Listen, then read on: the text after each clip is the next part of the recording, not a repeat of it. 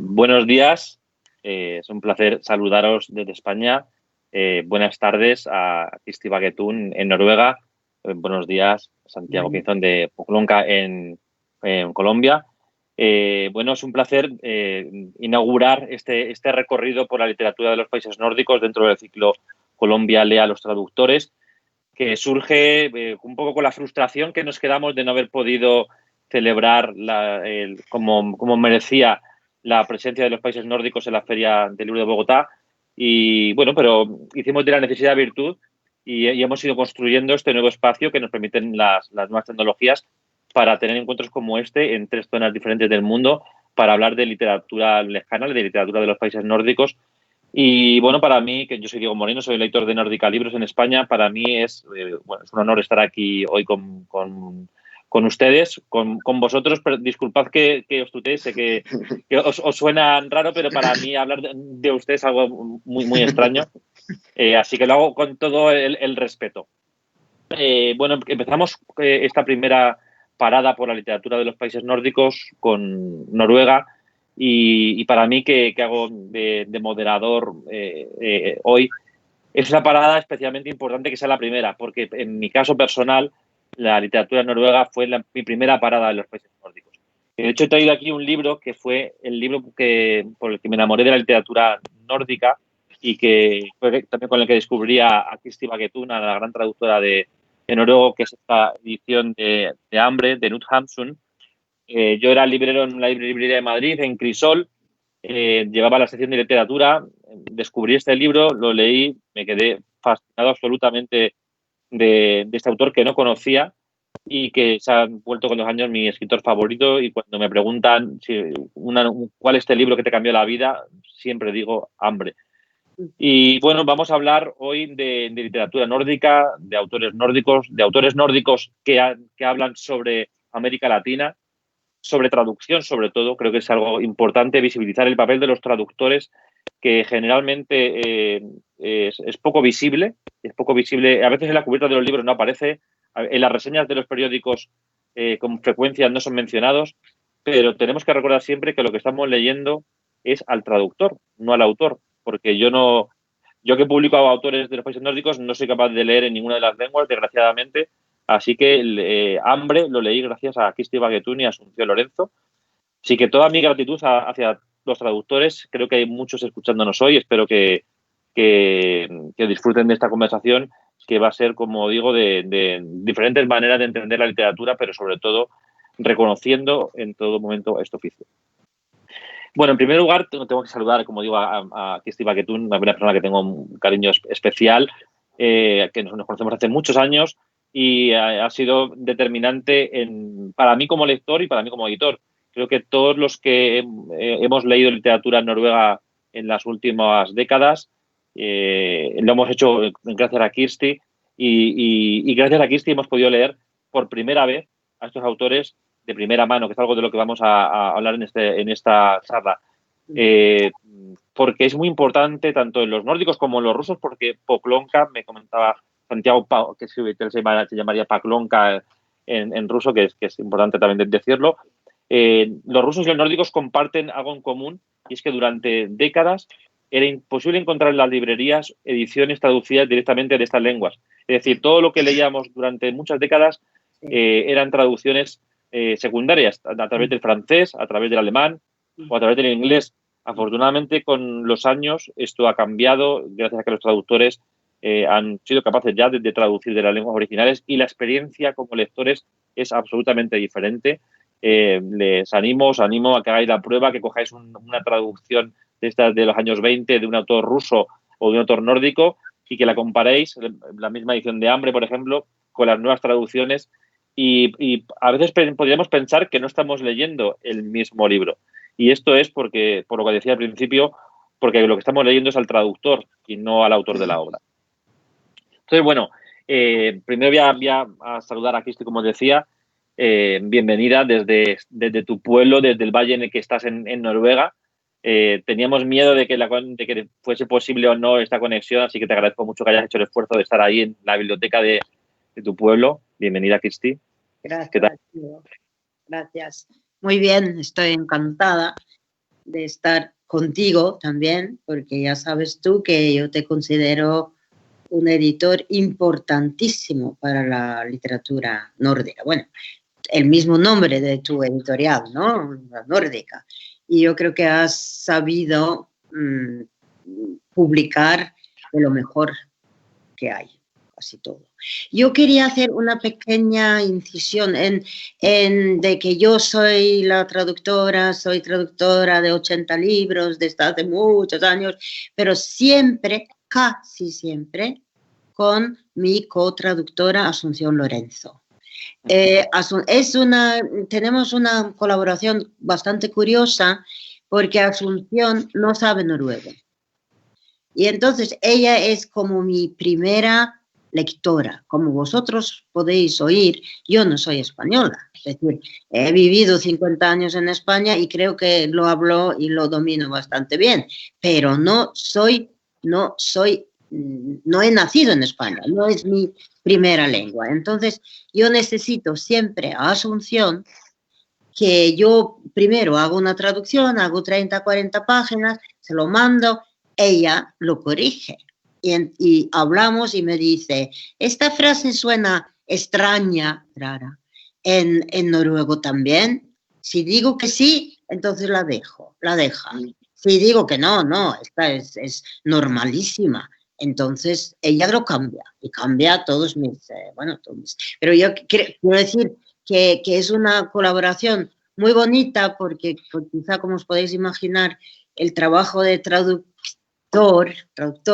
es un trabajo muy solitario y es muy bonito hacerlo con alguien, es decir, y además desde dos lados distintos, ¿no? Santiago, bueno, igual te doy otra vez la bienvenida. Es un placer estar contigo ahí, que por fin nos ponemos cara. Hemos intercambiado correos durante estos últimos meses y es un placer saludarte en persona. Una editorial como la vuestra, que publicáis, como sabía, especialmente literatura rusa, ¿cómo llega la literatura noruega? ¿Cómo descubrís? Porque vamos a hablar hoy de literatura noruega y de dos libros, un libro que ha publicado Poklonka, Mengele Zoo, y de un autor que publicamos nosotros, que es Cheras Kilsen, con El precio de la amistad. Pero ¿cómo descubrís? ¿Cómo llega a Colombia este autor? ¿Cómo lo descubrís vosotros? Bueno, primero que todo, pues muchísimas gracias por estar en este encuentro. Gracias a ti, Diego, y un placer estar con Kirsti también. Es un gran honor esta charla. Bueno, como tú dices, nosotros, nuestro principal interés siempre será la literatura rusa y la literatura rusa contemporánea. Dar a conocer autores nuevos, alejarnos de los grandes clásicos y hacer unas traducciones pensadas para Latinoamérica. O sea, como poder alejarnos de las traducciones que siempre nos han llegado al español, que vienen desde editoriales españolas, y poder desde aquí, desde Latinoamérica, gestionar una traducción con un lenguaje un poco más neutro. Intentarlo, por decirlo de alguna forma.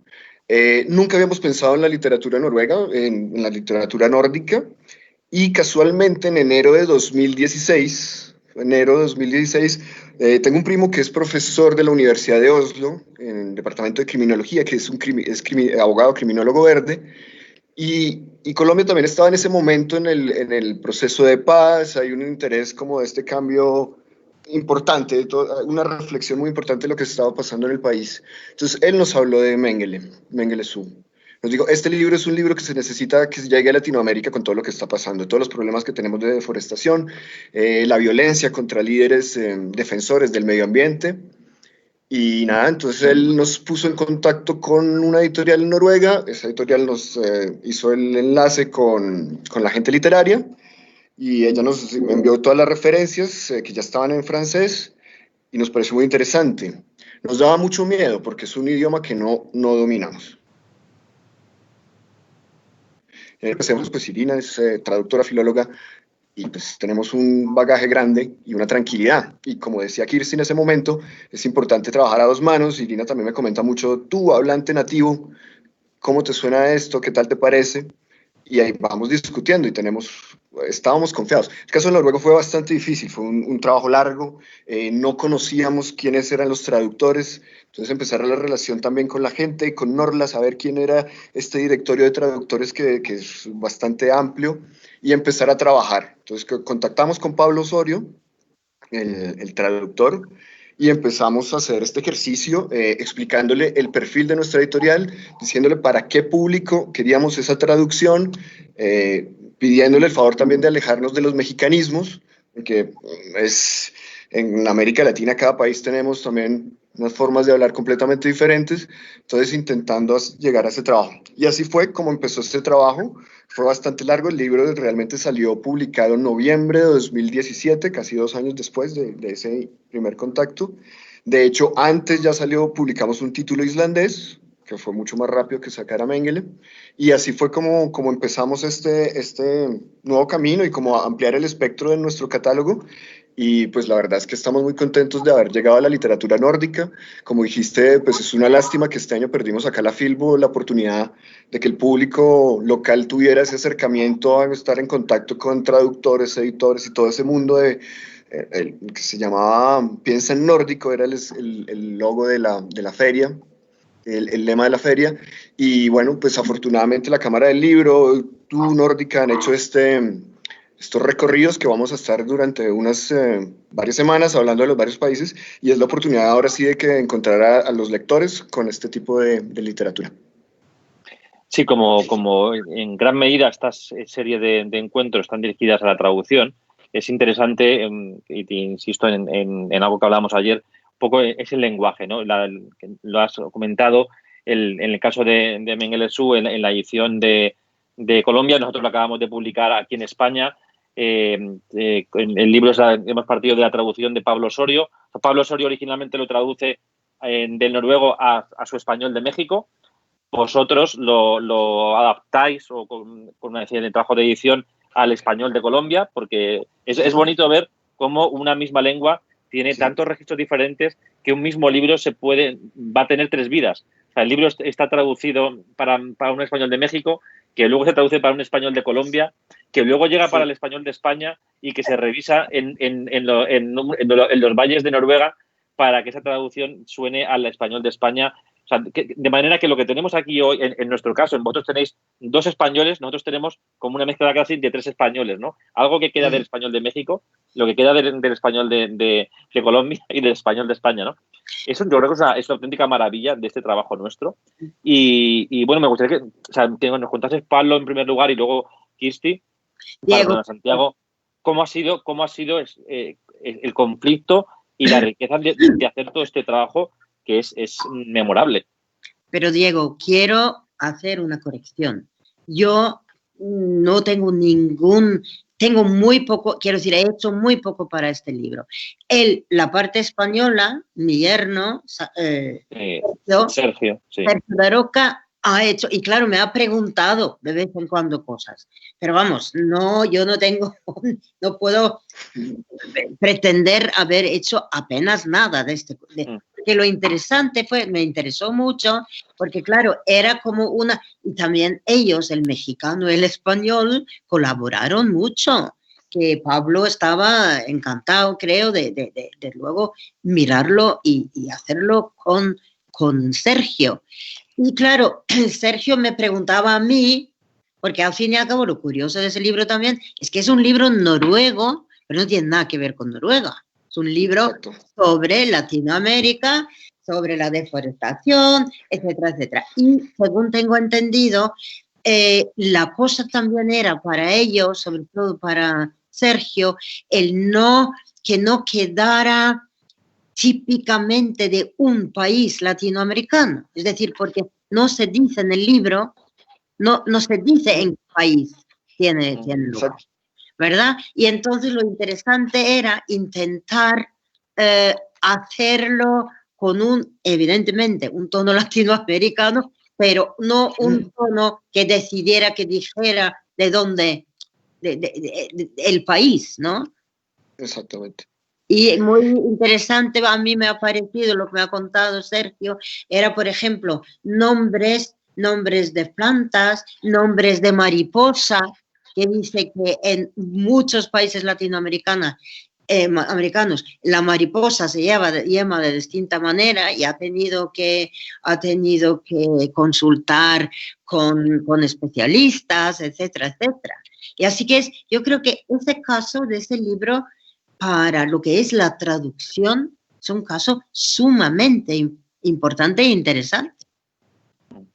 Sí, es muy interesante porque además el autor en la nota introductoria, la nota del autor, él también dice que se permitió hacer palabras de mezcla de portugués con el español. Exactamente. Que son estas palabras que también uno dice, bueno, yo creo que aquí en el contexto latinoamericano podemos entender y ya ubicado en la Amazonía, te ubicas fácilmente y haces una deducción de la palabra.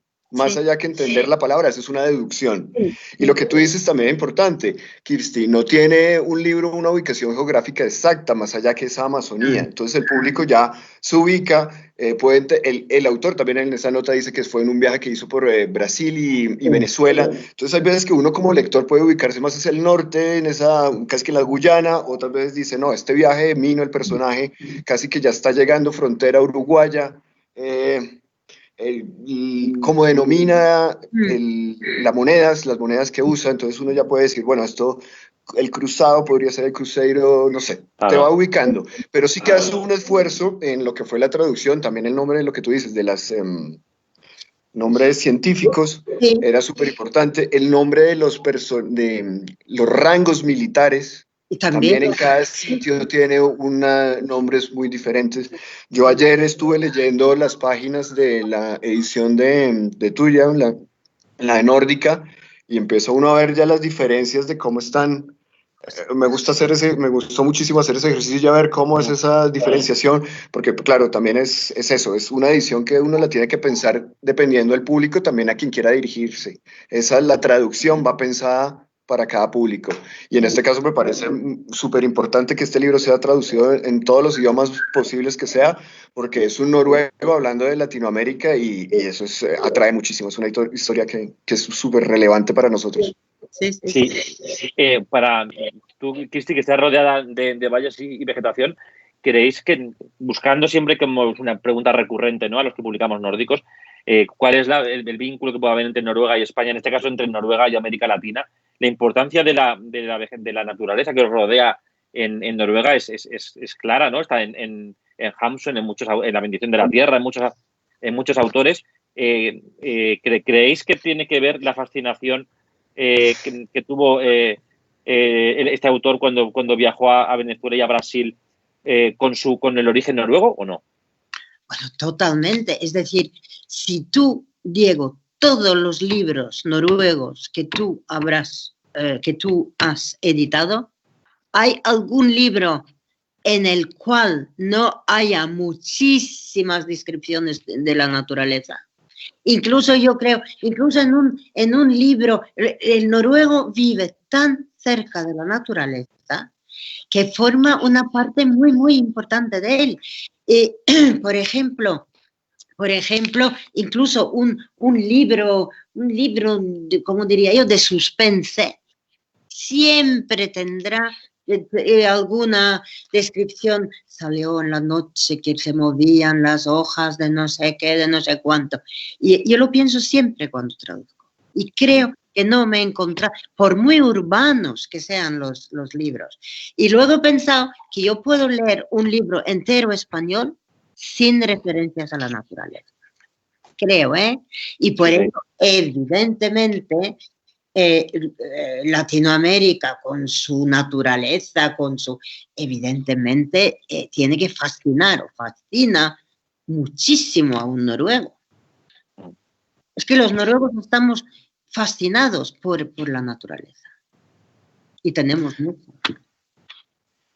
Sí, yo creo que es súper importante lo que estás diciendo porque creo que todos los países nórdicos han ejercido una protección y un cuidado sobre la naturaleza que, digamos, nosotros acá tenemos una naturaleza exuberante, pero no se ha podido ejercer ese control y ese cuidado por sistemas políticos y otro tipo de cosas que también están, claramente explicados en la historia del libro. Entonces esa referencia de todos los autores nórdicos es súper importante en la literatura. Los autores islandeses, nosotros un título que tenemos de Islandia habla de esa Islandia rural, Sí. que es súper bonito, de esa comparación y lograr hacer esas descripciones de ese paisaje en la literatura es súper interesante, cosa que en la literatura aquí no es tan frecuente. Entonces sí que creo que es una súper importante ese ojo que puso Gert al lanzar esta novela, porque además es una novela del 88, pero creo que hoy más que nunca es muy relevante y desafortunadamente seguirá durante el tiempo teniendo esa relevancia por la deforestación en la que estamos. Y yo tengo que decir que muchas veces cuando traduzco tanta naturaleza, a veces pienso, ¿y van a saber lo que es esto? ¿Van a saber cuál es ese árbol? ¿Van a saber? Pero claro, tampoco vas a poner notas pie de decir No. un típico árbol de Noruega. No, pero quiero deciros que para cualquier noruego, por muy de ciudad que sea, pues conoce las flores, conoce los árboles, es una parte de él o de ella. Y esa parte de nosotros cuando estuvimos haciendo esta edición era súper interesante porque era también encontrar cuál era la palabra que pudiera describir una fruta, pero que se entendiera en la mayoría de los países que quisiéramos, ¿no? Entonces, porque una cosa es que incluso entre Bogotá y otra ciudad colombiana hay diferencias en la palabra que significa esa fruta. Entonces, eso creo que fue una traducción que tardó también tanto tiempo porque aquí había que ser como muy prudentes en la selección de las palabras. Sí, en el caso de, como yo he leído obviamente la versión nuestra que publicamos, ¿no? Yo creo que era importante y creo que se ha mantenido muy bien el juego que ha hecho Sergio con Cristi y con Pablo de mantener para el lector español, que es como dice Cristi, mucho más urbano, estamos muy alejados de la naturaleza, pero al mismo tiempo sabemos reconocer la exuberancia de la naturaleza, que está muy presente. El lenguaje tan exuberante, porque si los que hemos tenido la suerte de vivir la exuberancia de las selvas tropicales, de la Amazonia en concreto, sabemos de lo que habla, ¿no? Que es un protagonista absoluto del libro. Y digamos, los protagonistas serían la Amazonia y sus habitantes, personas y animales e insectos, ¿no? Porque, bueno, este libro que nosotros se lo dedicamos a un entomólogo, me recordaba a Thomas Tranströmer, el poeta sueco que publicamos nosotros, premio Nobel. Él era también un entomólogo. De hecho, sus libros tenían cantidad de imágenes de su pasión por la naturaleza compartida con todos los nórdicos, ¿no? De manera que sí que hay como una afinidad clara, pese a los miles de kilómetros de distancia. Claro. Posiblemente la gran diferencia es que del calor asfixiante de las selvas tropicales al frío gélido y durísimo, porque en las novelas nórdicas, cuando lees a Hamsun, La bendición de la tierra, ¿no? o a Pero Penquist, cuando hace descripciones de su zona de Suecia del norte, claro, no tiene nada que ver, es un terreno totalmente hostil en comparación con la riqueza inmensa de la Amazonia. Sí. Claro, la traducción ahí lo que hace es ese gran ejercicio y luego el lector es el que lo completa dependiendo de su imaginario. Es lo que nosotros en el caso, digamos, de la literatura rusa queríamos alejarnos completamente de ese imaginario, que la gente solo ve nieve y unas cúpulas y no hay nada más, y espías. En este caso, pues, con este libro, creo que lo interesante es que es un autor de fuera el que se pone en el contexto latinoamericano y logra llevar plasmarlo en su novela. Y creo que no solo es la lectura que puede haber de lo que es la naturaleza, ¿no? Sino también la parte social, la parte de lo que es el conflicto, porque al final otra cosa que se me olvidó decir al principio, ¿no? Uno de los ganchos que nos gustó para publicarlo era como entrar en esta palabra que era el eco-thriller. Sí. Y eso creo que sí describe muy bien cómo es el libro, es un eco-thriller. Entonces está toda esta parte de la lucha medioambiental que también creo que tiene una lectura completamente diferente de lo que es tanto los países nórdicos como lo que es España a lo que vivimos nosotros desde acá, ¿no? Toda esa lectura es completamente diferente. Es verdad. Sí, y que en el caso de Noruega es un país que es curioso porque cuando viajas a Noruega sabemos que es uno de los grandes productores de petróleo del mundo, ¿no? Pero al mismo tiempo es un país tremendamente respetuoso con el medio ambiente, De hecho, en ningún país del mundo te vas a encontrar tantos coches eléctricos como Noruega, ¿no? Es como este doble mensaje de vivimos de los combustibles fósiles, Sí. que son los responsables de gran parte de lo que pasa de la deforestación, Exacto. ¿no? Y al mismo tiempo somos el país que apuesta por energías renovables, por coches eléctricos. Nunca verás tantos Teslas como en Oslo, que en las calles están llenas de enchufes para coches eléctricos, que es una auténtica maravilla. Creo que es la ciudad del mundo donde se ve más claramente este cambio, ¿no?, de paradigma en el transporte, ¿no? Como, bueno, es curioso porque estamos viendo dos zonas alejadas del planeta con el mismo problema, pero con maneras de enfrentarlos muy diferentes. Sí, aquí mucha gente le ha parecido, a varios lectores les ha parecido irónico eso que tú dices, que siendo los mayores productores de petróleo, parece como que el libro al final quisiera ver como un poco de limpiar esa conciencia para actuar bien sobre lo que son las transnacionales, porque además el libro tiene una cosa muy interesante y es que habla con nombres propios de las transnacionales que han hecho daño al medio ambiente, ¿no? Entonces sí que es un libro que se posiciona también políticamente muy fuerte. Y eso es... Sí, desde luego el autor no se corta en absoluto en tomar partido y en llamar al activismo claramente, ¿no? Yo creo que pocas novelas he leído con un discurso tan claro de activismo y de toma de conciencia, ¿no? Mino es la prueba clara del despertar de la conciencia social y revolucionaria. Sí. Sí, así es. Bueno, yo intento no entrar aquí porque no sé mucho de la cuestión, pero sí que sabéis que en Noruega ahora hay un deseo y una tendencia muy fuerte de bajar la producción de petróleo. Pero es un tema que prefiero porque no sé lo suficiente para decir algo interesante. Sí, bueno, si nos importa, queríamos comentar también el otro libro que era, Claro que sí. habíamos cogido dos libros diferentes para hablar de dos modelos de escritura muy distinta, ¿no? Y dos procesos de traducción. En este caso es El precio de la amistad, de Kjell Askildsen. Bueno, es uno de los grandes autores noruegos vivos. Y aquí es una traducción de Kirsti Baketun y Asunción Lorenzo, que hemos publicado en Nórdica, digamos, todos sus cuentos. Es un autor de relatos, básicamente. Es posiblemente uno de los grandes autores de relatos de la literatura nórdica del siglo XX.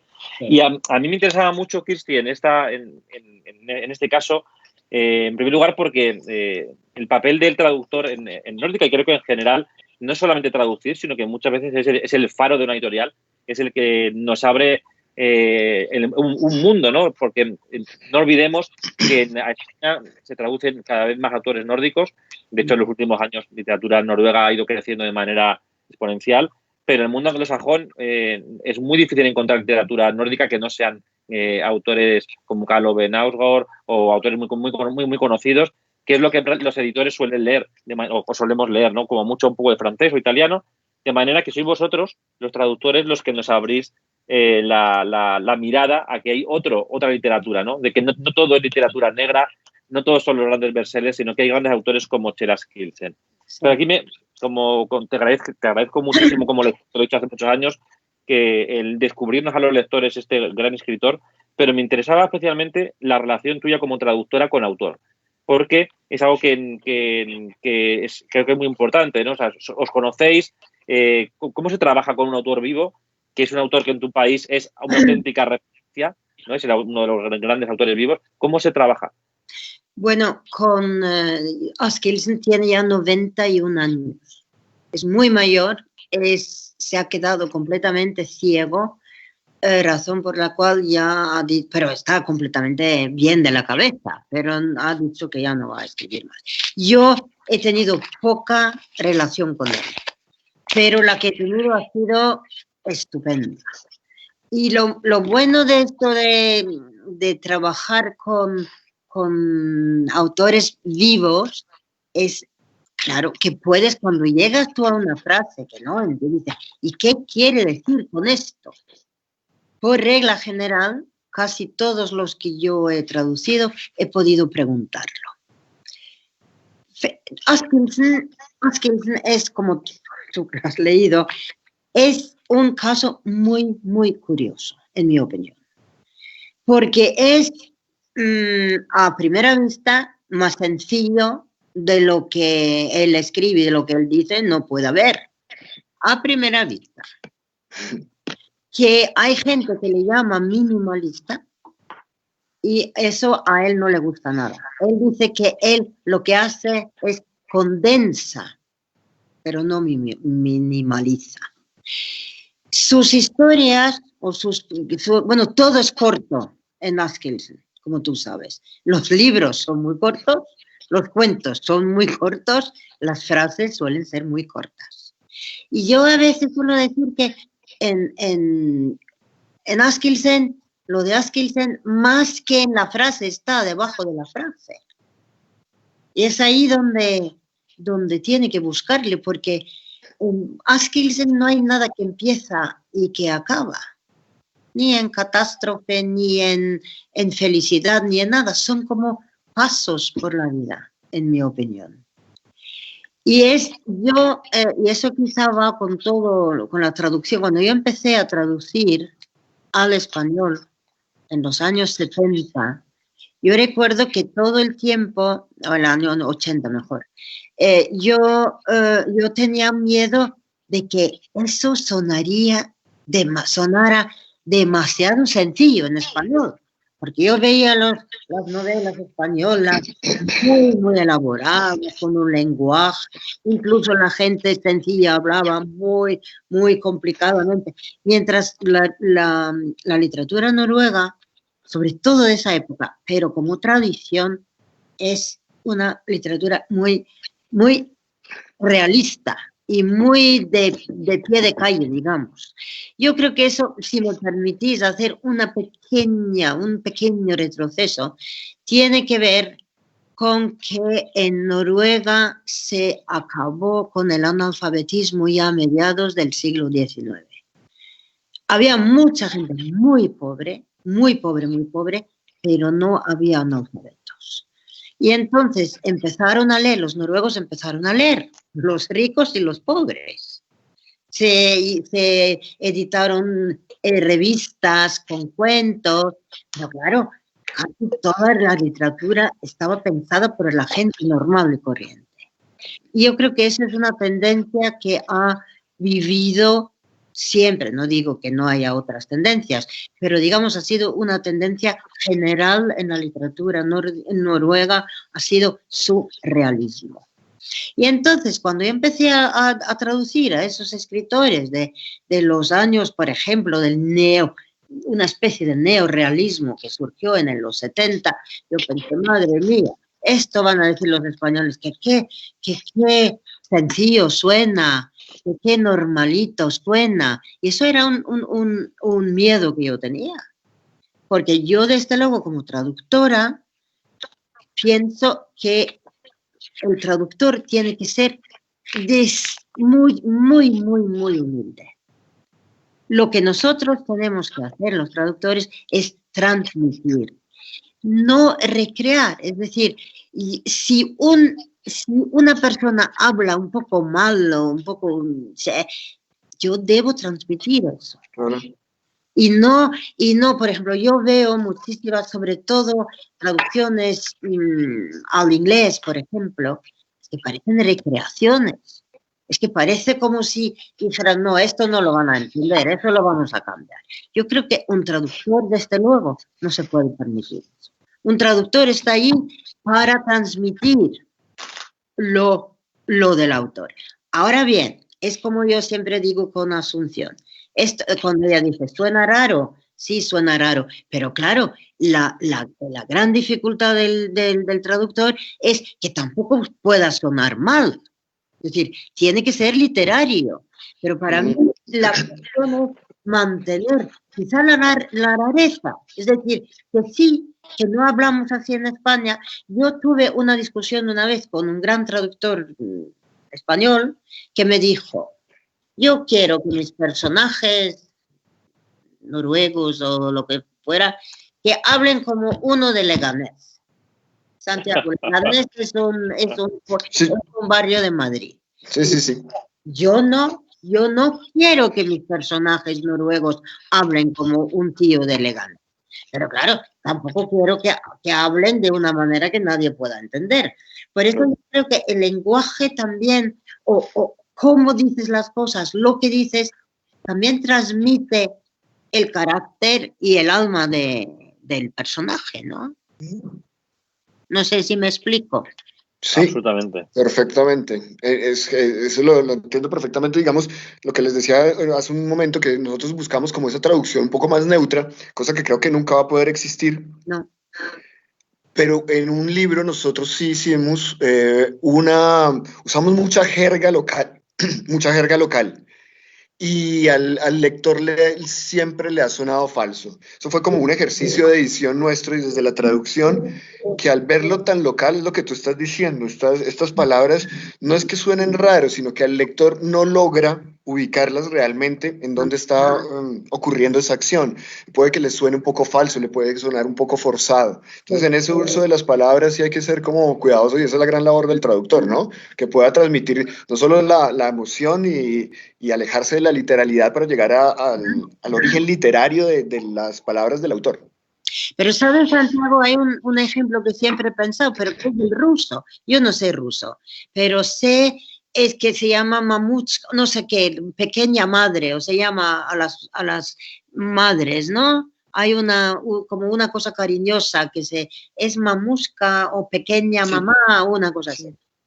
Claro, es que si traduces al español pequeña mamá o mamá, No, es que tampoco. Y no. es como lo de cariño, que se dice, ay, vente aquí, cariño. Es que decir esa palabra en noruego, por ejemplo, es que no pega. Ahí sí que yo creo que hay que encontrar expresiones que, que, que expresan el mismo sentimiento, pero quizás sea otra palabra. Pero es Claro que sí. complicado, ¿eh? Es complicado. Sí, pero yo creo que es Sí, es importante complicado. aquí no solamente el papel de los traductores, sino también el papel de los editores. Pues yo recuerdo con Francisco Uriz, que es uno de los grandes traductores de sueco y de los traductores de lo nórdico a España. Sí. Cuando publicamos el primer libro nuestro, Betsabé, de Torni Lindgren, Sí. nosotros teníamos la edición en francés que habíamos leído y comparamos y decíamos, Paco, es que no se parece en absoluto a lo que tú has traducido. Y me comentaba que la editorial francesa, que es Actes Sud, que es una grandísima editorial, Sí. el modelo en francés era que todos los libros, independientemente de que sean suecos, noruegos, daneses, o norteamericanos o italianos, tenían que sonar igual. Sí. Y claro, y normalizan todo. Y el lenguaje, claro, obviamente, la literatura noruega, y en el caso de Askildsen, creo que es un caso, porque aquí tenemos dos libros radicalmente distintos estilísticamente. No parece que estemos hablando de dos autores noruegos, ¿no?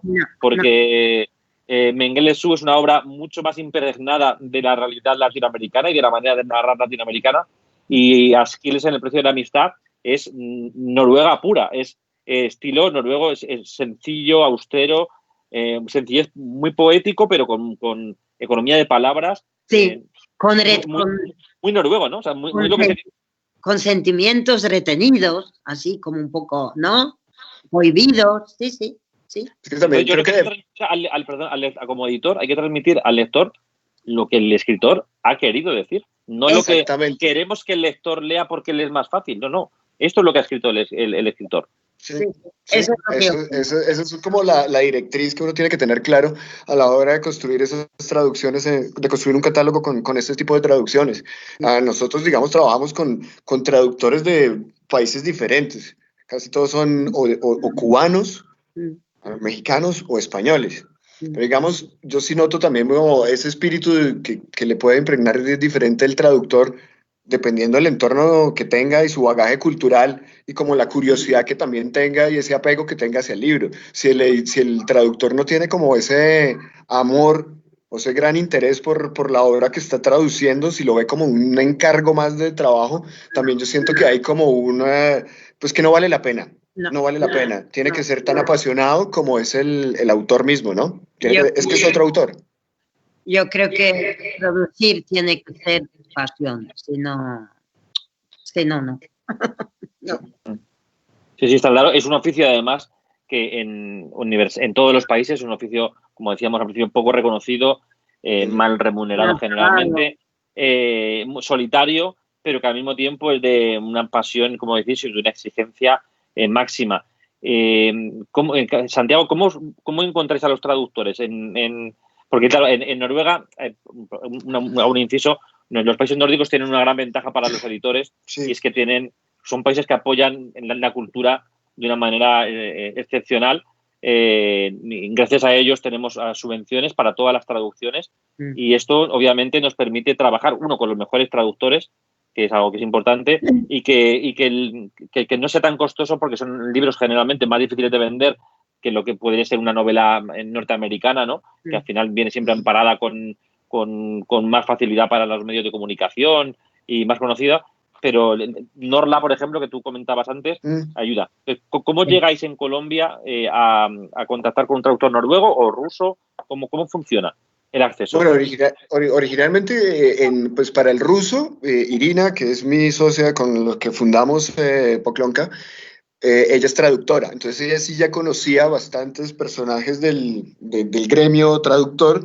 Normalmente ella todos los años viaja a Moscú al Congreso de Traductores, y pues ahí hay un encuentro que es una base de datos importantísima, no solo para actualizarse y estar al día en el tema de traducción, sino para hacer contactos de con quién puedes trabajar y tal.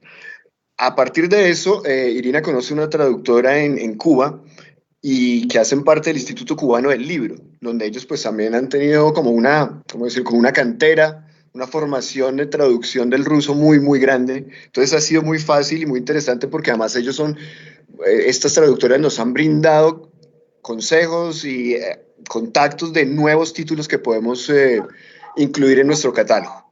En el caso de los nórdicos, pues el inicio con Mengele y este contacto con Norla y la gente literaria, pues Norla tiene este directorio que es muy, muy claro y muy sencillo establecer estos contactos con los traductores, y todos los países nórdicos los tienen. Con Islandia, con Islit, nosotros tenemos una traducción de otro español, de Fabio Teixidó. Es una traducción increíble, también nos encanta este libro, y es muy fácil, fue muy fácil. Creo que es una ventaja que tienen todos los países nórdicos, tener estos institutos de fomento desde su propia cultura. Es increíble acceder a todos ellos. En Rusia también existe el Instituto de Traducción, que ellos funcionan, digamos, como lo hace Orla, por ejemplo, en el sentido de la financiación a la traducción, pero no es que tengan también estructurado la base de datos de todos sus traductores como los tienen los países nórdicos. Sí. Volviendo un poco al precio de la amistad y a la hora de Askildsen, que más que nada por dar también a conocer a este autor en Colombia, ¿cómo describirías? Porque aquí sí que es más urbano, los personajes son conflictos del mundo burgués. ¿Cómo presentarías a Askildsen a un lector que no lo ha leído todavía? Porque curiosamente, este autor, que es como digo, es muy, muy, muy noruego, por ejemplo, en Argentina es a superventas. O sea, en Argentina nos piden sus libros como si fuese Rodolfo Fogwill, por ejemplo, fue uno de los grandes introductores en Argentina de la obra de Askildsen, y allí todo el mundo lo conoce y todo el mundo lo lee. ¿Cómo lo presentarías, Cristi, para un lector colombiano? Presentar a Askildsen a tu amigo Askildsen. me resulta muy difícil. Yo empecé a leerlo de muy joven y me fascinó. Y luego me pregunto siempre, ¿y por qué me fascina? Porque es tan sencillo. Y el misterio ese que tiene es que esa sencillez, eso es lo que es. Quiero decir, que no es tan sencillo, pero es, tú lo sabes, tú lo has leído, todos esos cosas. Entra en una habitación, se encuentra con alguien, con su madre, que se lleva mal con la madre, hablan, él sale para fumarse un pitillo mientras la madre hable con la mujer, luego se da un paseo para no tener que estar demasiado tiempo, luego vuelve y luego hay como una pequeña sonrisa. No sé si me explico, quiero decir que son acontecimientos que no son ni siquiera acontecimientos, pero son... Sí, pero son universales. Yo creo que lo que tiene es que lo puedes leer en cualquier parte del mundo, y aunque lo lee una persona en Rusia, y creo que va a entender el conflicto, porque yo creo que habla de la soledad, de la muerte, de los miedos. Creo que muy poca gente...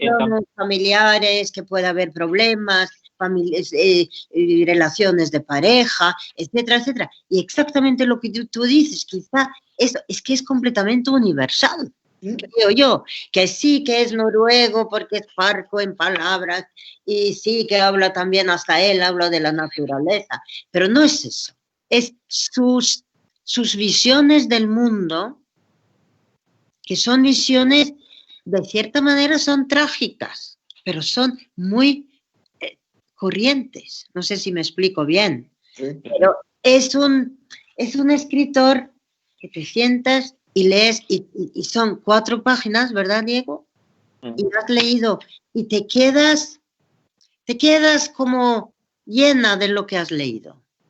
Y luego, a mí me pasa, ¿verdad? perdona, que a mí me pasa como en algunos de los subrelatos, que es como una cuchillada en 3 líneas. Sí. Te ha destripado porque te has visto todas tus miserias a veces de cómo tratas a tu familia, de cómo tratas a los amigos, de cómo son las relaciones de pareja, de a veces imposibles, pero en 2 líneas, pero lo sientes como una cuchillada que no olvidas. Yo aún recuerdo cuando lo leí la primera vez y te lo dije, no lo publicábamos nosotros, o sea, que era lo publicaba Letra Editorial en España y me fascinaba, pero por lo que me llegaba al corazón. Sí, sí, y es siempre con es una autocrítica feroz por su parte. Es decir, él nunca glorifica a nadie, pero a la vez tampoco los mata. Es quizá, vuelvo a decir que es un escritor que me resulta muy difícil definir, precisamente porque es tan parte de la vida. ¿Me explico? Es como, y de verdad que yo conozco a poca gente a quien no le gusta, o quizá algunos dicen, bueno, pero ese hombre es tan normal, que tampoco es tan normal. También porque saca las situaciones, como decía alguien, ni son fiestas, ni son alegrías, ni son grandes tragedias, como he dicho antes, sino es lo humano. Lo humano en sí, y dicho de una manera muy parca, muy parca. Bueno, él también al principio estuvo muy influenciado por Camus, por esa época, ¿no? Y luego ha ido cogiendo su propio estilo. Es un estilo que yo no conozco en nadie más, en los escritores noruegos, más que ¿es súper realista? No sé si es súper realista. Yo creo que tampoco es súper realista. Minimalista, como él dice que no, pero es condensado.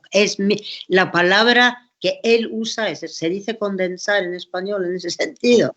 Es lo que él dice, que él condensa una situación, unos sentimientos, y es lo que tú dices, Diego. Luego te quedas ahí de cierta manera identificada, ¿no? Sí, yo creo que como yo que soy español y que tengo al final una tradición cultural posiblemente más cercana a la de Colombia, ¿no? A la latinoamericana, por el catolicismo, por el barroco, por ejemplo, yo siempre lo digo, el barroco que en América es muy importante, en España también, pero en los países nórdicos no existe el barroco, no existe esa concepción de la floritura por encima a veces de todo lo demás, ¿no? Y está muy bien. Es el lenguaje tan rico de la literatura latinoamericana, que con mucha adjetivación. Aquí es lo contrario, aquí es como que has ido quitando hasta llegar a la esencia, yo te digo, esto es como ver un mueble de Ikea. Es como decir, sí, muy concreto. Sencillísimo, funciona, sencillo pero funciona. Te quiere transmitir una sensación y te la transmite totalmente y directamente. Pero tampoco hay que llamarle sencillo a Skilsen, ¿eh? No, para el lector es sencillo. O sea, para la construcción, la construcción de un mueble sencillo es tremendamente compleja. Pero porque lo que hay detrás es muy complejo. Pero para el lector es sencillo. No hay nada recargado. Cualquier lector puede acceder a Skilsen. Es una de sus riquezas. Es verdad. Los lectores siempre, como decían ustedes, se van a acercar fácilmente y van a sentir como empatía con cualquiera de los temas universales. Luego el contexto donde esté escrito es lo que va a hacer esa decoración de la obra y hacerlo mucho más, más ajeno o distante, pero interesante en todo sentido. Está Eso es lo que... Eso es. totalmente de acuerdo. Tengo dos preguntas que me han pasado por aquí por WhatsApp para vosotros. Preguntas o comentarios. Uno es Luis Carlos Caballero Rincón. Dice así, dice, qué bueno que se entienda ahora que este tipo de trabajos no se trata de una balcanización del español, sino una ampliación de los horizontes del disfrute literario. Una reafirmación de que el idioma está vivo. No sé Sí, si claro. tenéis algo que... Yo creo que No. estamos reivindicando eso, ¿no? El lenguaje vivo. Sí, sí, sí, totalmente de acuerdo. Y eso es lo que hace también las traducciones, permitir ir mucho más allá. Sí. Y Irina Luna señala, hay mucho que aprender de los países nórdicos. Sí, da mucha envidia en su defensa de la cultura. Visto desde fuera, supongo que cuando hay cambios políticos, las cosas cambian, pero hay algo básico, ¿no? Que es la defensa de que, visto desde España, que supongo que Colombia puede que sea parecido, que aquí cada vez que cambia un gobierno, cambia todo el modelo educativo, cambia las políticas culturales, cambia todo, ¿no? Parece como que en los países nórdicos esto forma parte de vuestra esencia, ¿no? La gente lee, la gente escribe, la biblioteca son un espacio central, como se puede ver en la biblioteca de la que está Cristi, en un pueblo de 1000 habitantes. Es algo como que forma parte de vuestro ADN y que defendéis como algo irrenunciable. ¿Es así? Pues sí, hasta cierto punto, porque no voy tampoco hay que idealizarlo. Es decir, yo creo que hay menos gente que lee ahora que antes. Ahora con tanto teléfono móvil, que todo el mundo está leyendo el teléfono móvil, etcétera, etcétera. Pero sí, yo creo que sí que se puede decir que la cultura, la lectura sigue formando una parte muy, muy importante y que la cultura y, sobre todo, la cultura se protege oficialmente. Ya habéis visto lo de Norla, es decir, lo de la ayuda, la ayuda a las traducciones, a la literatura. Aquí en Noruega hay un montón. Noruega es un país muy pequeño, pero hay un montón de escritores que viven de ser escritores. En parte porque reciben becas del Estado, etcétera, etcétera. Y pintores, quiero decir, de cierta manera se subvenciona, entre comillas, a muchos artistas. Sí, porque consideras que la cultura es algo importante. Sí, sí, eso es envidiable y sobre todo pues yo lo veo como desde Latinoamérica que sí llevamos incluso comparación con España pues un retraso gigante. Cuando tú dices que Noruega es un país que ya eliminó el analfabetismo en el 19, sí. pues eso ya, fíjate, los niveles de cómo está la cultura en Latinoamérica, aquí el apoyo institucional, gubernamental a lo que son cualquier arte, a las humanidades en general, es casi nulo. Entonces, cuando uno ve todo marco cultural donde se producen todas estas obras, dan ganas a mí como editor de seguir publicando porque apoya muchísimo y creo que a través de su literatura, y si la podemos traducir, Diego desde España y lo poquito que nosotros podemos hacer acá desde Colombia, pues estamos ampliando el conocimiento de nuestros lectores, en nuestro caso colombianos y latinoamericanos, gracias a todo lo que se está haciendo en los países nórdicos. Sí, sí, yo creo que sabiendo que las diferencias de riqueza, obviamente, que hay entre unos países y otros, y eso es incuestionable, y la diferencia de población también que hay entre Noruega, Colombia y España, lo que yo creo que sí que deberíamos recoger y que creo que es un buen mensaje que está presente en los libros, en la literatura, es que se puede vivir de otra manera y que se pueden tener también otras prioridades, ¿no? Y que la cultura a veces no depende solamente del dinero que tengas, sino también dependen del orden de prioridades, ¿no? Y que creo que es algo que en los países nórdicos trabajan muy bien. Y hay una cosa que yo creo que también es súper importante, que a mí me encantaría que pasara acá y afortunadamente Cámara del Libro, o esto que está haciendo el Siglo del Hombre y todos los que estamos en el gremio acá lo estamos intentando, estamos en un punto básico para mí que es el fomento de la lectura. Y luego que ese fomento de la lectura se vea reflejado también en lo que es la visita a librerías. y el apoyo institucional a bibliotecas públicas. Entonces, el sitio donde tú estás, Kirsti, pues me parece increíble, en un pueblo acá de 1.400 personas que podamos en algún momento fundar o montar una biblioteca como la que tú estás, falta. Pero yo creo que eso empieza con un trabajo desde atrás, desde generar público lector y la gente se acostumbre a ir a la librería, así como puede ir al cine o a un concierto, que tenga la librería como ese espacio. Espacio amigo, espacio donde todo el mundo puede ir, es que es un espacio vital a mí, más en este momento que estamos saliendo en todas partes del mundo del encierro. Creo que las librerías necesitan muchísimo, todos nuestros amigos libreros necesitan ahorita muchísimo el apoyo de todos nosotros y generar muchos más lectores. Pero creéis lo que yo creo importantísimo y que no hemos hablado, es la literatura infantil.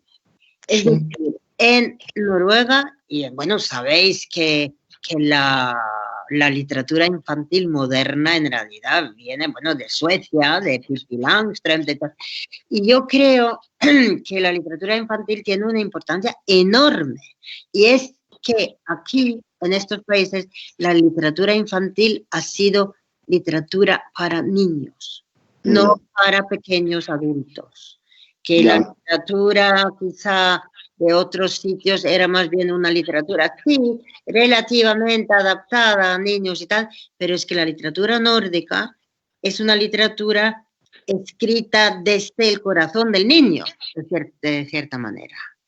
Y yo tengo 2 nietas aquí que viven aquí en Noruega, una de 8 y otra de 4, y los 2 están rodeados de libros siempre.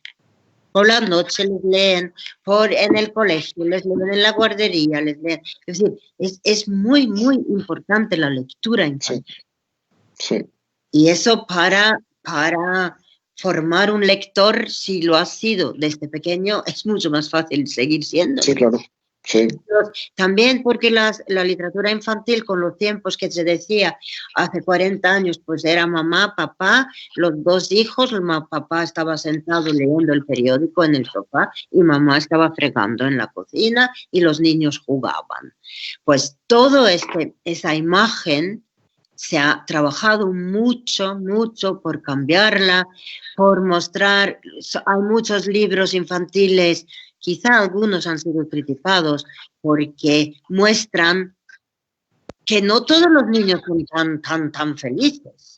Quiero decir, muestran situaciones, familias, etcétera, etcétera, con las cuales los niños pueden identificarse. Sí. Yo creo que la literatura infantil es importantísimo para la lectura en general. Y también todas estas instituciones como Norla o ISLIT tienen todas estas ayudas para no solo la traducción, sino también te financian las ilustraciones, procesos de impresión, todo esto que es súper interesante. Sí. Bueno, vamos a ir terminando. Yo quiero retomar, antes de hacer una pregunta a Kirsti, que enlazará con la pregunta más difícil de la sesión, que enlazará ya con las siguientes.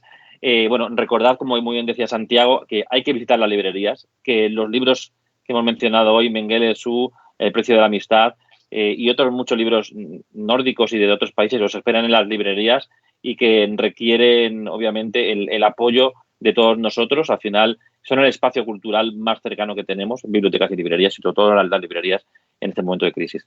Y la pregunta que tenía reservado para ti, para terminar, para esta primera sesión que tendrá continuidad con las siguientes, es, claro, empezamos con Noruega, seguiremos con otros países nórdicos, con Islandia. Así, muy brevemente, Kirsti, ¿qué crees que diferencia a los autores noruegos o la literatura noruega del resto de los países nórdicos? Porque, claro, visto desde España o desde América Latina, muchas veces tendemos a ver todos los países nórdicos como algo, como una sola entidad, como un conjunto, como una misma forma de contar.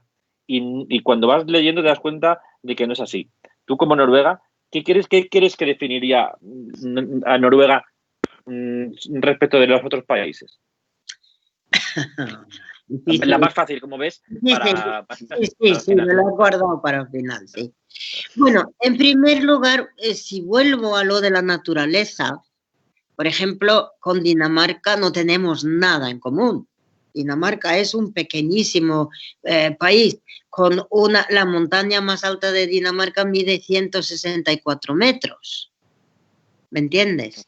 Y entonces, claro, es una naturaleza tan bonita, suave, etcétera, etcétera, que no tiene nada que ver con lo noruego. Los daneses vienen aquí a ver nuestras montañas, etcétera, etcétera. Yo creo, pero me da mucho miedo ser demasiado tajante en esas cosas, pero yo creo que se puede decir quizá que la literatura, que Dinamarca en general pertenece más a Europa, es decir, está más cerca de Europa, tiene más cosas en común con los alemanes, etcétera. Yo diría que esto es muy difícil, Diego. Yo diría que entre los suecos y los noruegos, para los suecos, es que eso es mucho sociología también, porque para los suecos, los noruegos somos unos campesinos, bastante vulgares, no sé si vulgares, pero Suecia ha sido un país de nobleza. En Noruega la nobleza se abolió hace muchísimo tiempo y en Noruega no ha habido grandes, ¿cómo se llama? Las granjas esas grandes, las latifundios, han sido pequeños, casi todos pequeños granjeros, no ha habido esclavos. Bueno, yo no voy a decir que no haya habido diferencias de clase, claro que ha habido, pero Suecia es un país con mucho más nobleza, elegancia, ellos opinan que también que lo son, y todo eso tiene gracia, porque esto duró hasta la riqueza, hasta que llegó la riqueza a Noruega, porque Noruega era el país un poco así pobre, de campesinos. Y claro, ahora Noruega está lleno de migrantes suecos que vienen aquí a trabajar, porque aquí se gana mucho más. Es vuestra venganza. Lo cual a los noruegos les encanta, claro. Quiero decir, y eso, todas esas cosas, está claro que eso se refleja en la literatura. Por eso quizás se puede decir que la literatura sueca, pero vuelvo a decir que no me gusta ser tan generalizadora, pero que sea quizá como más, entre comillas, altiva, ¿me entiendes? Más como que la elegancia importa más, etcétera, etcétera. No creo que a lo mejor un sueco oyéndome no estaría en absoluto de acuerdo, no lo sé. Islandia, claro, Islandia es un país tan aparte, pero a la vez, para los noruegos, nosotros consideramos de cierta manera Islandia como la cuna de nuestra literatura, por ejemplo, por las sagas, por la Edda y tal. Entonces, yo tengo que admitir que no conozco Islandia, pero conozco los islandeses y yo creo que hay como muy buen rollo entre islandeses y noruegos, quizá porque hayamos sido más modestos. No sé si me explico bien. Sí, y porque no habéis sido colonia como Exacto. Como Islandia con Dinamarca, ¿no? Que al final eso genera una relación de odio. Claro. Ahí está, es decir, no les hemos colonizado, exacto. No hemos colonizado a nadie. Yo creo que eso seguramente, no solo seguramente, pero sí, es decir, la realidad de un país siempre se refleja en su literatura. Y eso también yo creo que se refleja en la literatura de estos países. Muchas gracias. Le preguntaremos lo mismo al resto de los traductores. A ver lo que dicen. A ver. Bueno, yo os quería agradecer de nuevo vuestra participación, Kirsti. Santiago, ha sido para mí un placer absoluto escucharos. Espero que también haya sido para el resto de los oyentes. Y agradecer de nuevo a la Cámara del Libro de Colombia, a la Filbo, a Siglo del Hombre, a todos los que han hecho posible este encuentro y al resto de los siguientes a los que os invitamos, a los que les invitamos a seguir participando, descubriendo cada varias semanas, cada mes, otro país nórdico. Y bueno, bienvenidos a este viaje y muchas gracias por estar aquí con nosotros, de verdad. Muchísimas gracias. Gracias. Hasta pronto. Hasta luego.